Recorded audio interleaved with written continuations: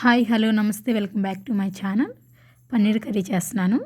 ముందు స్టవ్ మీద బాండి పెట్టుకొని ఆయిల్ వేసి లవంగాలు, దాల్చిన చెక్క, బిర్యానీ ఆకు, అనాస పువ్వు అవన్నీ వేసి ఒక 2 ఉల్లిపాయలు, ఒక 3 టమాటాలు, ఒక 5 జీడిపప్పులు, అల్లము, ఇంకా చిన్నులపాయి, పసుపు,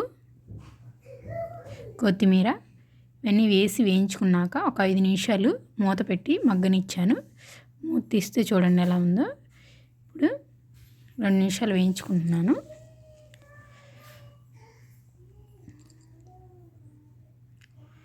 ఇప్పుడు ఒక 5 నిమిషాలు చల్లారనిస్తున్నాను. చల్లారిన తర్వాత మిక్సీ జార్లో వేస్తున్నాను.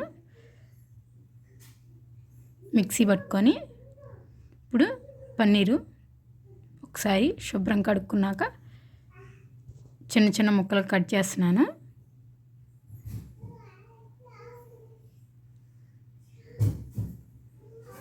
ఇప్పుడు మళ్ళీ స్టవ్ మీద బాండీ పెట్టుకొని ఆయిల్ వేసి జీలకర్ర, 2 పచ్చిమిరపకాయలు చీల్చి వేసాను, కరివేపాకు వేయించుకున్నాక పసుపు, 1 స్పూన్ ఉప్పు, కారం, ధనియాలు, జీలకర్ర పొడి వేసాను.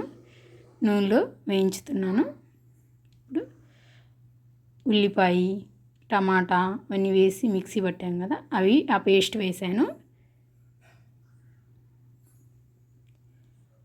కొంచెం పచ్చివాసన పోవాలి. వేయించుకున్నాక కొంచెం ఒక గ్లాసు వాటర్ వేసి మూత పెట్టి మగ్గనిచ్చాను ఒక 5 నిమిషాలు. మూత తీసి చూడండి ఎలా ఉందో. ఇప్పుడు పన్నీర్ ముక్కలు వేస్తున్నాను. కలుపుకొని పన్నీర్ ముక్కలు అవన్నీ కూర రెడీ అయిపోయినట్టే. ఆయిల్ పైకి తేలింది కదా చూడండి. లాస్ట్లో కొత్తిమీర వేసాను. అంతే. ఇది అన్నంలోకి కూర అన్నంలోకి కానీ, చపాతీలోకి కానీ, పులావ్లోకి కానీ చాలా బాగుంటుంది. పైన ఫ్రెష్ క్రీమ్ వేసాను.